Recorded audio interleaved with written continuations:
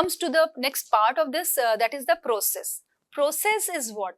Process is actually the series of repeated steps for takes required to accomplish a goal.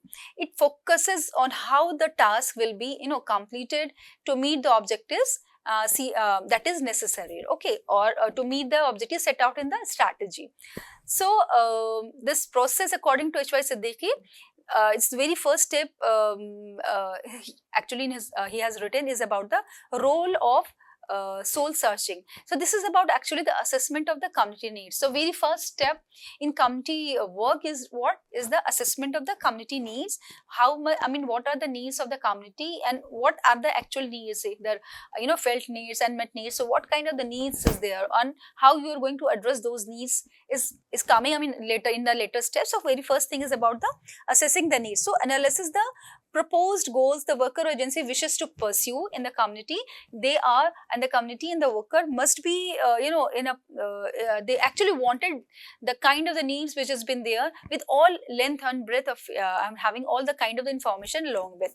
So you can do it through the data collection, involving the community. By involving the community, actually you problem identification is more accurate and correct, because you are from outside. You will not be able to understand the problem in an actual sense as the community member could be. And situational analysis, you also do the examine the information gathered actually to find trends, requirements, and then problems that need to be addressed right now, I mean on a priority basis. The finding are critical for setting priorities and deciding whether the actions are more required. So that is what the situational analysis. You have all the information, then you have to identify from where to start and which part is needed to be emergence help, or you have to start with what kind of the issues. So other method of entry into the community is another steps. You have to enter into the community. So now you have all the information regarding that problem, regarding what you are going to supposed to do in that community, maybe from the primary data and through the help of triangulate with the secondary data. So other method of entry into the community is that, as the Bell-Dock selling model as approach is been suggested. What is that? That is sharing with the community what the agency and then workers are proposed to do. This is very important, because there are always kind of the confusion in the communities has been there. Why you people are there? Why? What kind of the agencies is this? And is this a beneficial for us or not? Or these people are coming just to make fool of us? So this kind of because it happened that in history and then in many communities it happened that sometimes like chit funds cases, you definitely heard about that. So a kind of faith is not has been shaken of the community. So you have to develop a kind of confidence among the community members, and you have to make it very clear for what reasons you are there, what belongs to you, from where you belong to, so everything. So awareness building is very important. Awareness building, you can also start with wall painting, so community became aware, okay, something is, what is written here. You can start with a transit walk, just go in a community and start walking, maybe diagonally it has been suggested. You can start walking and then while walking you observe, you start talking with the community members and you just informing them for what reasons you are there. And FGDs you can also go with some kind of the general discussions within a community, the Choraha meeting or the neighborhood meeting. You can do the meeting with the different sets of the community members. So by doing all these things, what happened that you can actually enter into community with all kind of the confidence, and you have developed the rapport with the community, and so the community is ready to accept you. So principle of acceptance here, it's very important to understand that you are there to accept the community for all wholehearted and with all kind of the without any preconceived notion, with all the reality and all kind of confirmation. But it is also again very important that community has to accept you. If they are not going to accept you, you are not capable to working in the community. So it's a vice versa relationship, vice versa concept. So acceptance it's a both way, and but with you and with your client, that is your community. So it's a the relationship has to be strong. So that is what the enter into the entering into the community with maybe the formal or informal way. And this next is about the enlisting people's participation. Enlisting people's participation actually is about making people understand how important they are to finding solutions to the problem of the goal of the community mobilization. So enlisting people participation, that who are going to participate, if this problem is affected to that community, so definitely the members of those community has to participate, and rest of the members of even directly they are not being affected by this this project, but they have to participate, because in a coming year, because the system says that everything is interconnected, so you have to take participation of those as well. So what is that enlisting people participation? So people's orientation you have done with. Now this is the time for the people participation. Once the community is oriented, okay, this is happening, these people are coming and they are going to do this, and they actually identified our problem, they are working on our need and our problem. So now, so they have developed the kind of confidence with you. So you can go with the formal workers expected to develop familiarity with the people in the community to begin his or her work. This is very important. So formal approach or informal approach. Formal approach means you can, start with the selected or elected members of the community, maybe the sarpanch, and then members of the PRIs, and in the urban areas likewise, and even the some identified leader or community leaders of that community. You can also go, that is also considered as a formal set of or formal approach into the community. Informally, as I have already talked in during the other methods of entering into the community, that you can have a interaction with the members in any shops or anywhere. So that is what the informal approach. Next, it's why this is important and how you can do that. So creating awareness, promoting participation and community engagement. So enlisting people's participation is very important. You can done it, and you can do it only once you creating awareness, promoting participation until they are not aware, they are not going to participate. So they have to understand their stake into that project and program and policy.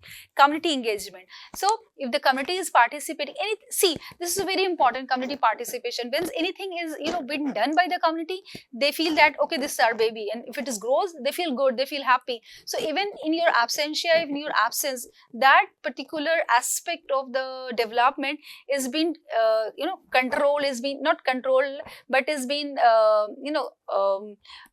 supported by, look after by the community itself. Okay, so next is about developing community profile. One thing I just make it very clear, it's not like that step by step. You can also or these are the steps, but they are somehow overlapping. While entering into the community, you can start with the profiling and all, right? So it's all overlapping. Many steps are overlapping. It's because this is what, whenever you do with a human activity, you cannot think about it's now things has been done, now cut and you start with a new, and then cut, you start with a new. It's always overlapping. Okay, so developing the community profile is about facts in the cultural context. You have to identify the facts in the cultural context, and it should be very participatory. You should not get it from the from the secondary data, from the online or informations from some sabhasad or some peoples. Okay, they have the information, but you cannot get every cultural context. So that is cultural context. You can do it only once you do it as a participatory mode. Okay. Demographic profile, that is the population, religion, caste. So what here the different points, it could be more, it could be less, depending upon, whatever the points here is. You can go with more pointers, because depending on the problem you are there, the kind of the project you are there, so what are the requirements, accordingly you have to develop the profile. But few things are very common that you have to definitely, you must have in your hand. That is what the demographic profile of the community, what is the population of the community, and within the population you can further break up the sex ratio of the community, the number of the children within the community, usually when asked to the selected member, they will provide you this voter list. So as per the voter list, it is definitely more than whoever is more than 18 years of age who can have the right to vote. So population, then you can multiply, you added some percentage into that. Maybe the population is about 1200, for example. You can add 200-300 more or 400 more. Accordingly, you can just have to take the TFR of that community, and accordingly you can generate your data. If you don't have the data with you, that appropriate data. So many time it happened in rural area, if you ask the question, everyone is giving some different answers. So in that position, what you do, that you have to ask the same question at least to many people. So what are the common things come, you just keep that information with you. This is what the way you have to work in a community, in a very more flexible manner. So everything is not been computerized there in community. So you have to be flexible, you have to be ready for all this kind of the flexibility, right? So demographic profile is about the population, religion, caste, sex ratio, aging, children, adolescents. So all these are comes under the demographic. Even the migrants community, migrants from that community, or if you're working with the urban, so how many migrant communities been there. So this is what all gives the community dynamics actually. Physical profile is about the boundaries, the locality of the community, the resources, the administration, whether it is a rural, urban, slum, or where it's actually located. So look, these all comes to the physical profile. Within the physical profile, you can add the resources also, and you can, also a part of this. So resources like the transportation of that community, the kind of the roads the community is having, the communication, the pattern the community is having, the kind of the institutions the community is having, whether the Barat Ghar or the Anganwadis or the schools, so primary school, Sarkari school, private schools, other or any other facility, playgrounds, or whether the community is having all these not. So you have all the information. So at that time, definitely is going to help you out in in developing your proposal, developing your projects, while intervention, or actually while actually working in the community. These profiles actually help you out once you have all this ready-made information prior. And then social profiling within the profile is what is about the language, the cultural, because here what my point is the cultural context. So language, culture, cultural groups within a community. So there are many cultural groups. Maybe if you are working in an urban community, so you can find different cultural communities within that community. Even in rural areas, you can find some Banjara communities coming for 6 months or 9 months for a year. So you also have to add those if your project is for 6 months per se, right? If they are sitting there for the whole sitting down there for the whole 1 year, and your project is for 3 months or 6 months per se, so definitely you are going to add those communities. So that is what the cultural groups within that community. Seasonal patterns. See, again, this is very important to identify the seasonal patterns. There are many PRA, PLA tools are there. So later on we will discuss in the later sessions of this paper. So here just I've given the seasonality diagram is there, where you can identify that in which season the community is free. The whole way I will teach you later on. So I just given you the idea that through the seasonal diagram, you can get easily understand that which season they are free, which season they are more busy. So in which season if they are free, so you can introduce that project that time. So that is what the seasonal pattern. That's one example. There's many things you can do with the seasonal after identifying the seasonal pattern of that community. Even the disease pattern, trend analysis of that community. So you can do a lot of the things to identify the social aspect of that community. And then history of that community, that you can do with the timeline. Again, timelines is not whatever the terms I'm taking who are not from the social background, don't worry. In the later session, I will totally discussing about these different tools which are going to help you out in actually identifying these ideas and concept, right? So leadership, community dynamics, educational profile, health profile, power politics, this all you have to do. And definite power, power politics, you cannot, written down. This is very abstract thing. You cannot identify and develop into the profiling part. So like what, leadership, you can note it down, who are actually the participants and all, what are the institutions is there. So this is about the developing the community profile. Next step is about professional approach. This professional approach is about what? Here definite plan of action, identification of the area, open agenda. So now you have everything. You have the problem identification, you have identified the needs of the community, you actually develop the rapport within a community, you have taken the participation of the community. You identify the sector, section of the community which are affected and which are responsible for that problem.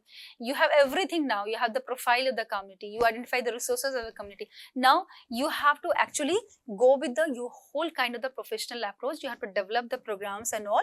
So definite plan of action you have to develop, identification of an area, and open agenda. Identification of an area could be like where you have to decide it from where you to actually govern the whole program, or ask for the meeting in which area. So usually in the rural areas, the panchayat ghar and then barat ghar are the spaces where everyone can easily come and comfortable to participate. And even many a times the local leaders also provided some spaces for any kind of such activities. So organizing the community's efforts into cohesive functional and groups, functional groups is the task of this step. Formal or informal groups with capacity to assign responsibility, plan collective action, and create a long lasting structure are needed to pay for the community activity. Maybe your program for 6 months, you are there for like a year, or you are there for continuously, you have to be there. There are many organizations, if I take the example of Pradhan and many, so they are continuously working, and with the communities, with the villages with whom they are associated since years, since long. So they have been associated, they are not going back. So the connectivity, the relationship with the agency and the community member is so strong. So and working with those organizations is easy for the community worker, because the community organizations already having developing a strong bond with the community, right? And then many organizations who are also companies who are coming forward to do the CSR, corporate social responsibility, so also develop a strong credibility in the community. So it's easy, representative, and working with those communities easy for you to work with those community, like the power grids and all. So they have working good in the CSR area. So once you are there from those community, from those organizations, you are going to easily accepted by the community, and you can intervene easily into such communities. Okay, coming to the next, that is forming organization, outlining duties and positions, capacity building, and forming organization. So you are there. Why I am giving all this example of such organizations? Because these organizations are there to stay, right? So they have developed some kind of the institutions there. They have developed some kind of the long lasting institution, maybe the training centers. Okay, and then spinning, if they are working on some kind of the so any kind of the things which has been particularly for or specifically for certain projects. So they have established the institutions which is or forming the organization which is the permanent in nature, and outlining duties and position. Also it has been very clear who do what kind of the things and all, right? So this is what a position, this is what the professional approach or organizational development here means organizing the community as well, organizing the some kind of the institution in the community. So that is going for helpful in the sustainable development for that community. Program planning. So program planning is the next step. Now that a structural framework has been established, the community may schedule for the intervention. Everything has been done now. Even the structural framework has been completed, has been done in the last phase. So the structural frame, physical, it could be physical, it could be abstract. So here structural means maybe the whole institution or organization has been established as in concrete form, as in physical form, or maybe it's just an abstract form. The whole idea has been established within a community, right? The community may schedule its intervention. Now the community is already participating, right, from the last phases. So they are participating in here also. So it's all program planning. So now in the program planning, you also take the community participation, right? Particularly at the time of the planning, if they are participating with the program, so that throughout the programs they feel confident, they feel connected with that program, right? And so so what happened then? Definitely it resulted into a more positive and successful result. So setting specific attainable goals and creating an action plan to achieve them are the two main components of program planning. So setting specific attainable goals and creating action plans. So goal, this is goal, and this is what? Planning, and how to reach that goal. So planning goal we have already developed. After the identification of problem and need identification, we have developed certain goals or objectives based on the SMART approach, right? Now we have to identify and develop the plan, a strategy to develop the plans, the next step, right? So here, determining community needs, list of the needs, basic needs information that we have already done. With this stage entails careful coordination and collaboration between the community and then external stakeholders to ensure that the objectives are matched with both the community needs and then available resources. This is again very important, means that whatever the project and program you are going with, it should be very pragmatic, means it has all the say that practical. It is not beyond some kind of imagination, that very egalitarian a goal you have developed, very out of the reach goal you have developed. The things has to be very practical and pragmatic, which is could be achieved easily by you and by the community member. And so they don't feel hesitate that we are not going to get this, so they feel comfortable. They means community workers, the communities. So creating SMART goals, creating action plans, and then fundraising and resource mapping. So this is what it's about the program planning. And program planning is a whole, mainly a paperwork kind of the things, where everything is so much designed. How it has to be designed?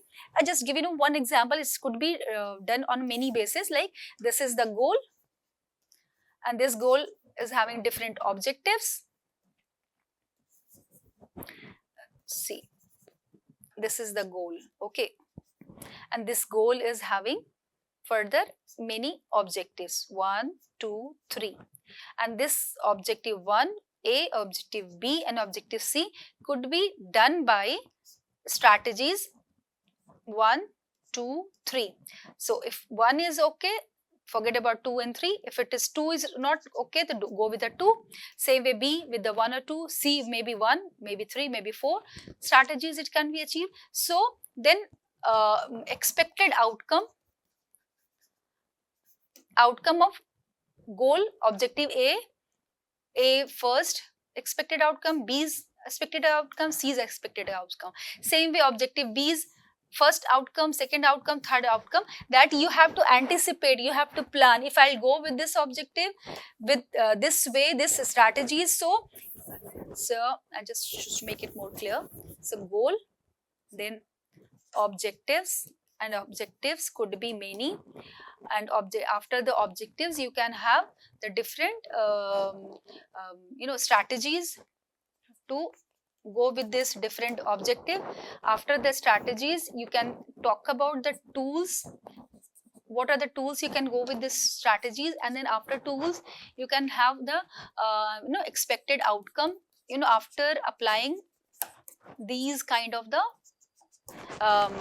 tools and techniques, what could be the expected outcome. So I just give very basic idea regarding how you can develop the you can develop the planning and program planning, even the projects you can develop onto that. So this is the goal. This goal could be have many objectives. Every objective is having the way of action and then strategies, and every strategy you can imagine that it is going to be what would be the outcome in both quantitative and qualitative term, and what time it is being is taken into this, and how much time and how much expenditure is required. So accordingly you have whole blueprint of the whole action plan. So this action plan is or the blueprint of your program and planning, if it is good, so it is the chances of successful intervention is so much there.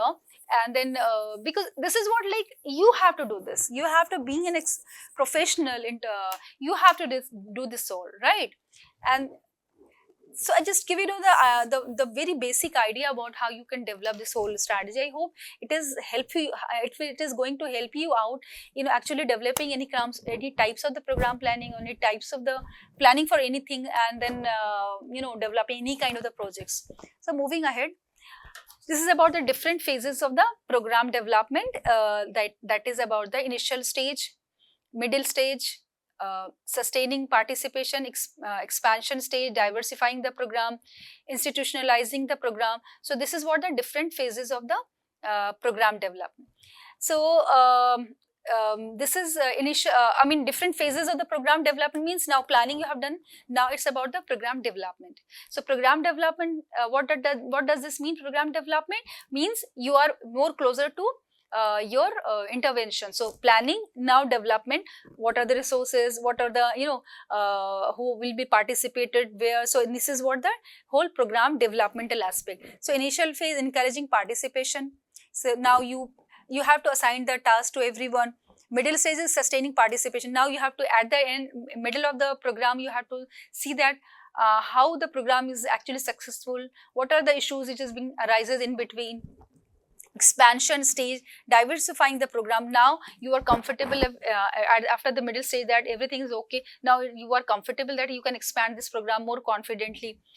So working out details of the program development, that is timing, location, duration of the program, training, total budget, etc. Identification of the resources, external or internal, funding, proper chart for the fundraising. You have all this, this comes under the program development. After the program planning, this is about the program development, planning and then development, how that the planning you have to convert it into the more achievable aspect, and then developmental aspect, that is by working out the details of the whole program aspects, that is identifying the resources, whether it is internal or external, or funding. If it is not, if you require more, so you can also think about the fundraising. There are many strategies and then tools for fundraising. So let's just moving ahead.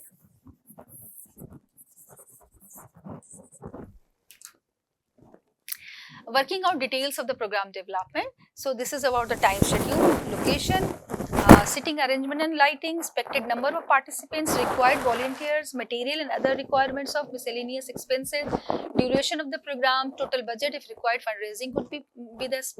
That is what is the part of the program development. You have to do this all time scheduling, right? So in the program planning, you have to think about the goal and objective, and then the tools and techniques, and then outcome. Now you have all the planning, that this is the goal, this is the objective, this is the way you can achieve this. Now you have to put the time schedule.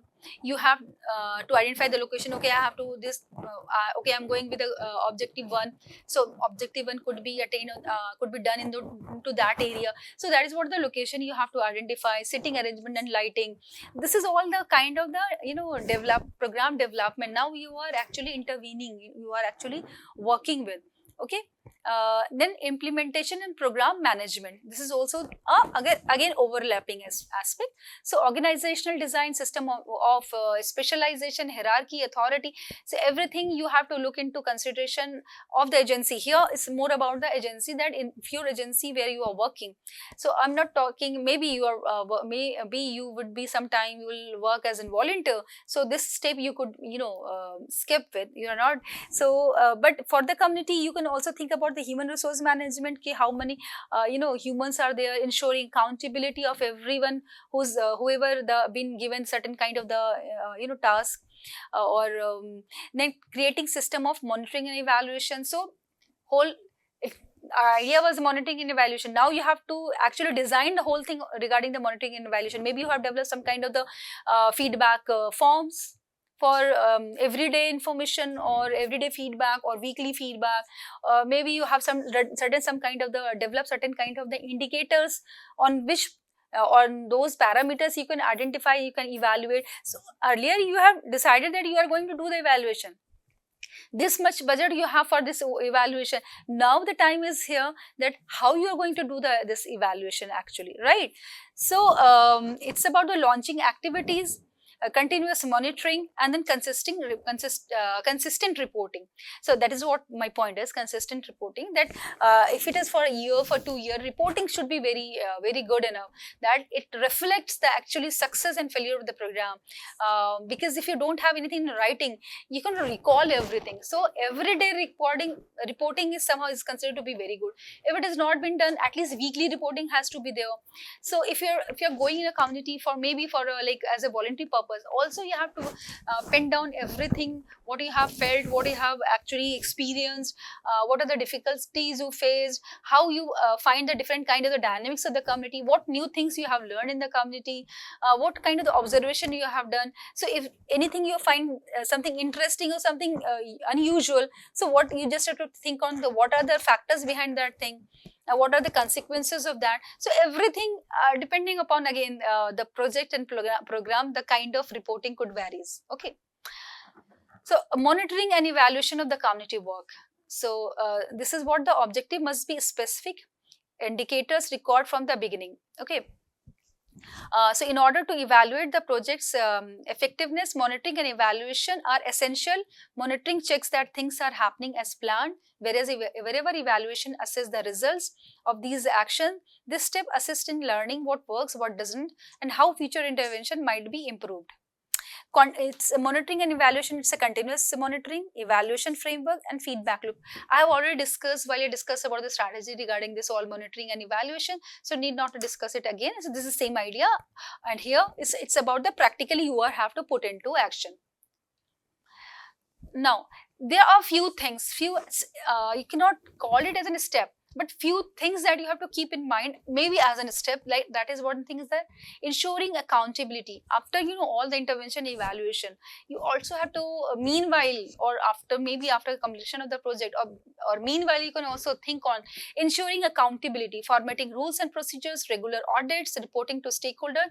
You have to be very ensure about the accountability, that the whatever the management you have done with, accountability should be good enough, that